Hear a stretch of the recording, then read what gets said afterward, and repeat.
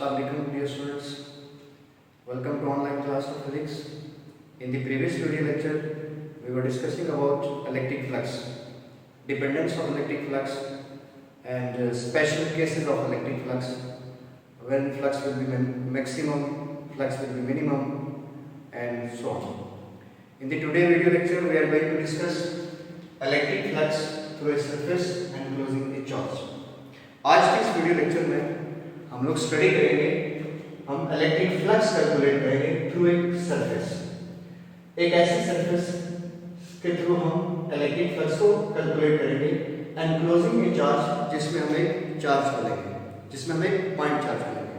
सो सबसे पहले first of all we consider a close surface having in the form of sphere having radius r. सबसे पहले हम एक स्फेरिकल फॉर्म में एक क्लोज सरफेस लेंगे जिसका रेडियस हम r लेते हैं. फॉर एग्जांपल ये हमारे पास एक क्लोज सरफेस है. First of all we consider a close surface in the form of sphere, that means ये स्फेरिकल सरफेस हमने लेनी है हैविंग रेडियस r, जिसका रेडियस हम ये ले लेते हैं having radius r, and we take a point charge at its centre. हम इसके सेंटर में एक पॉइंट चार्ज को लेंगे like this. We take a point charge at its centre like this. Again I repeat, according to our topic, statement of our topic, electric flux through a surface and closing a charge. हम एक close surface लेंगे, उस close surface को हम spherical form में लेते हैं और उस सरफेस के सेंटर में हम एक पॉइंट चार्ज को ले लेते हैं. Now we want to calculate the electric flux through this close surface. हम क्या करना चाह रहे हैं, हम इस क्लोज सरफेस के थ्रू इलेक्ट्रिक फ्लक्स को कैलकुलेट करना चाहते हैं. That is phi e is equal to, we want to calculate the electric flux phi e is equal to E dot A through this closed surface. So electric flux calculate करने के लिए हमें electric intensity E चाहिए, हमें area चाहिए. So then ये जो हमारे पास क्लोज सरफेस थी, इस क्लोज सरफेस को हम n number of small patches में, n number of small parts में उस क्लोज सरफेस को हम क्या कर देते हैं, डिवाइड कर देते हैं. फॉर एग्जांपल जरा बोर्ड की तरफ देखिए, ये हमारे पास वो सरफेस थी, इस सरफेस के सेंटर में ये हमारा एक पॉइंट चार्ज था. अब हम इस क्लोज सरफेस को n इक्वल पार्ट्स में हम इसको क्या कर रहे हैं, डिवाइड कर रहे हैं. फॉर एग्जांपल ये इसको मैं ऐसे डिवाइड कर देता हूं, n स्मॉल पैच में हम इसको ऐसे डिवाइड कर देते हैं. This is let's say del a1, ये इस पार्टिकुलर पैच का सरफेस एरिया है. Similarly we take another vector area that is del a2. Similarly we take another small patch that is del a3 and similarly so on. हम इसको n small patches में हम इस surface को divide कर देते हैं, that is del an. Is it clear? Again I repeat, मैं फिर से रिपीट कर रहा हूं कि first of all we take a close surface in the form of sphere. हम स्फेरिकल फॉर्म में एक क्लोज सरफेस लेंगे having radius r. Secondly we put a point charge at its centre. हम उसके सेंटर में एक पॉइंट चार्ज को ले लेते हैं. Then we want to calculate the electric flux to this closed surface. हम इस closed surface से electric flux calculate करना चाहते हैं. So in order to calculate the electric flux to this closed surface, we divide this closed surface into n small patches. हम उस closed surface को n small parts में क्या कर देते हैं, divide कर देते हैं. So let's say delta A1 be the vector area of first one patch and delta A2 is the vector area of the second patch. Similarly delta A3 be the vector area of the third one patch, and similarly up to so on delta AN be the vector area of last one or n number of patch. Now the electric intensity E due to these small patches are, हमने कहा let del A1 del A2 del A3 up to so on del AN be the vector area vector area of n number of small patches, and E1, E2, E3 up to so on En be the electric field intensity of these vector area of these small patches like this. इसको हम ऐसे ले लेते हैं इस direction में E1, this is E2 and this is E3 and E4 up to so on En. इसी surface को एक उसके लिए ड्रा कर देते हैं, मैं यहाँ बल्कि ड्रा कर चुके हैं हम इसको। ये आपने एक छोटा सा सरफेस एरिया लिया हुआ है, वेक्टर एरिया की डायरेक्शन ये है A1 and this is electric intensity E1 और सिंपल हम इसको A and E से रिप्रेजेंट कर देते हैं। Now we are going to calculate the electric flux through this surface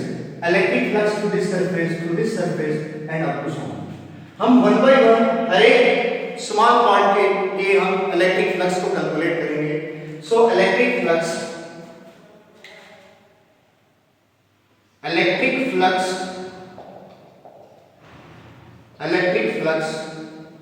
for first patch, पहले पैच के लिए हम इसको लेते हैं for first patch, that is 5E1। हम इसको 5E1 इसलिए लिख रहे हैं कि हम अभी इस स्मॉल पोर्शन की इस पैच की बात कर रहे हैं, दैट इज इक्वल टू इसकी electric intensity that is E1 and vector area is dot A1। Similarly 5E2 is equal to E2 del A2। Similarly 5E3 del A3 and similarly up to so on हम इसको ऐसे लिख देते हैं 5En that is equal to En dot del A। अगर हम इन equations को mark कर देते हैं, let's say equation number 1, equation number 2, equation number 3 and up to so on equation number n number of small patches के लिए हमने flux ले लिया E1 dot A1, E2 del A2, E3 del A3 and so now the total flux, actually जो हम flux calculate कर रहे हैं वो इस टोटल क्लोज सरफेस का हम फ्लक्स लेंगे, लेकिन उस क्लोज सरफेस को हमने डिवाइड कर दिया n number of small surfaces में, n number of small patches में डिवाइड कर दिया। जब n number of small patches में डिवाइड किया लाइक दिस, ये एक पैच बनाया, ये आपका दूसरा, ये third and so on up to n number of patches आपने बनाए, तो हम इंडिविजुअली हर एक पैच के लिए अलग-अलग से कैलकुलेट करेंगे 5E1, 5E2, 5E3 and 5 up to so on 5En। Now total flux, हम अभी इसके टोटल फ्लक्स की बात करेंगे। नाउ टोटल फ्लक्स, हम इसका टोटल फ्लक्स कैलकुलेट कर रहे हैं, that is 5E, that is represented by 5E, that is 5(1), 5(2), 5(3) plus up to so on 5n। इस इक्वेशन को हम मार्क कर देते हैं बेटा इक्वेशन के। Now using all these values in equation number A, 5(1) की वैल्यू यहां से उठाएंगे आप, यहां सब्स्टिट्यूट कर देंगे, सिमिलरली यहां पर, so we can write it as 5E is equal to E1 dot del A1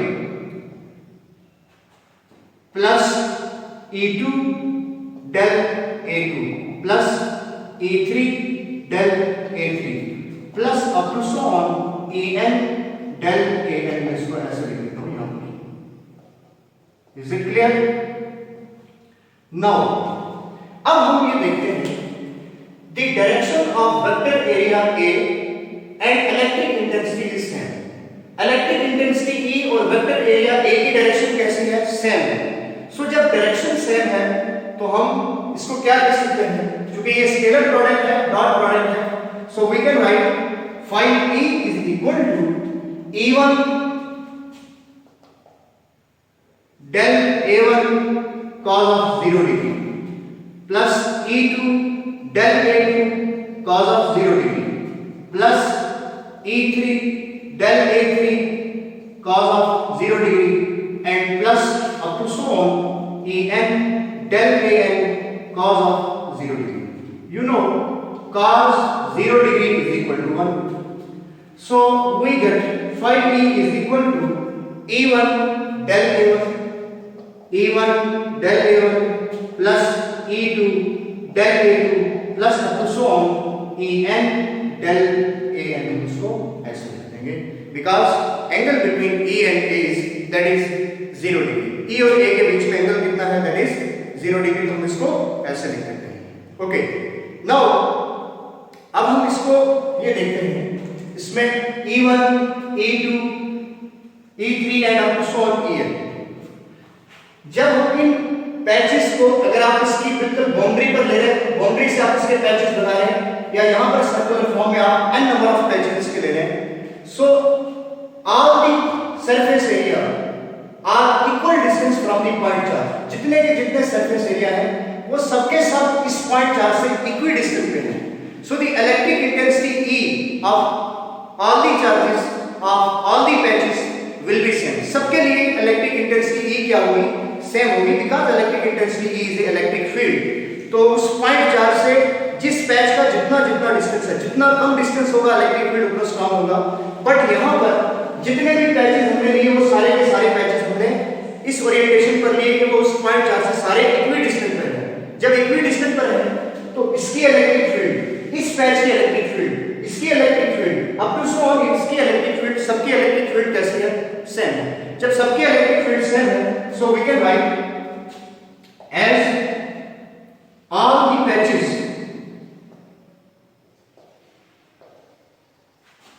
are equidistant from point charge. Equidistant from point charge. So we can write, हम इसको लिख सकते हैं. So we can write E1 is equal to E2 is equal to E3 and is equal to En and that is equal to E. हम उसको simple E लिख देते हैं. इस इक्वेशन को ध्यान से समझिए कि हमने ये क्यों लिखा.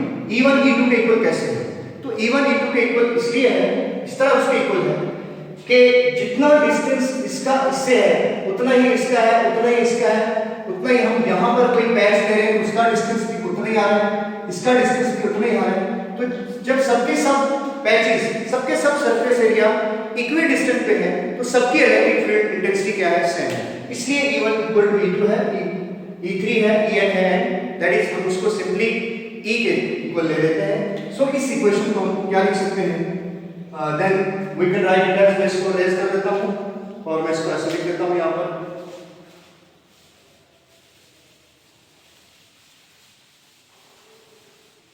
मैं यहां पर इसको सॉल्व कर देता हूं. phi E is equal to E into del A1 plus del A2 plus del A3 up to so on del A. So this is what? This is the surface area. Surface area. ये जो आपके पास surface area है, इस whole surface area को हम del A लिख सकते हैं बिकॉज कि हमने उस टोटल एरिया को n स्मॉल पैचेस में हमने डिवाइड कर दिया. तो इन n स्मॉल पैचेस के सरफेस एरिया का जो सम है that is equal to surface area del A, जिसको हम एज ए होल रिप्रेजेंट कर सकते हैं. So surface area of a sphere that is equal to del A is equal to 4 pi r square. Similarly, electric intensity E that is equal to 1 by 4 pi epsilon naught into Q upon r square. हम ये दो values यहां substitute करेंगे. So phi E is equal to 1 by 4 pi epsilon naught Q upon r square into 4 pi r square. ये surface area की value हम यहाँ substitute कर देंगे, इलेक्ट्रिक इंटेंसिटी E की वैल्यू हम E की जगह सब्स्टिट्यूट कर देंगे। सो 4 पाई से कैंसिल, आर स्क्वायर से cancel, so that is 5E is equal to Q upon epsilon naught. और यही चीज हमने कैलकुलेट करनी थी, that is electric flux through एक सरफेस एनक्लोजिंग ए चार्ज, कि हम इलेक्ट्रिक फ्लक्स कैलकुलेट करेंगे एक क्लोज सरफेस के थ्रू, जिसके अंदर हमने एक चार्ज को एनक्लोज किया हुआ है, और वो चार्ज आपके पास ये पॉइंट चार्ज है। So again I repeat, first of all we consider a close surface. सबसे पहले हम एक क्लोज सरफेस को लेते हैं in the form of sphere. हम स्फेरिकल फॉर्म में क्लोज सरफेस लेते हैं having radius r, then we put a point charge at its centre, फिर हम उसके सेंटर में पॉइंट चार्ज दे देते हैं। And actually we are going to calculate the electric flux through this surface. हम इस होल क्लोज सरफेस से इलेक्ट्रिक फ्लक्स कैलकुलेट करना चाहते हैं। उसके लिए हम क्या करते हैं, we divide this closed surface into n small patches like this। हम इस whole surface को n small patches में ऐसे क्या कर देते हैं, डिवाइड कर देते हैं। हर एक पैच के लिए हम पर्टिकुलर उसका सरफेस एरिया ले लेते हैं, that is del A1, del A2, del A3 and up to so on del AN। Similarly we mention its electric intensity E, that is E1, E2, E3 and so on, and similarly En। Is it clear? Now we are going to calculate the electric intensity E for this one patch, this one patch, this one patch and up to so on। हम इन सब के लिए one by one electric flux calculate करेंगे, that is E1, del A1, E2, del A2 and so on। Total flux हम value सारी substitute करेंगे, cos that is equal to 0 degree, because the electric intensity E and vector area are parallel to each other, so angle between them is 0 degree। and then electric intensity E1, E2, E3, En, इसको हमने E के equal क्यों लिया? इसलिए equal लिया कि जितने small patches आपने उस सरफेस एरिया के बनाए, वो सारे के सारे सरफेस एरिया, वो सारे के सारे स्मॉल पैचेस उस पॉइंट चार्ज से इक्वी डिस्टेंस पर हैं। जब इक्वी डिस्टेंस पर है तो हर एक पैच के लिए, हर एक पैच की जो इलेक्ट्रिक इंटेंसिटी है वो दूसरे के बराबर है, हर एक के बराबर है। तो हमने E1 equal to E2, E3 और up to En that is equal to E ले लिया हमने, और हमने इसको ऐसे कैलकुलेट कर लिया। So surface area is 4 pi r square and final that is 5E is equal to Q upon epsilon naught. So this is all about the lecture. I hope कि आप लोग इस चीज को अंडरस्टैंड कर चुके हैं।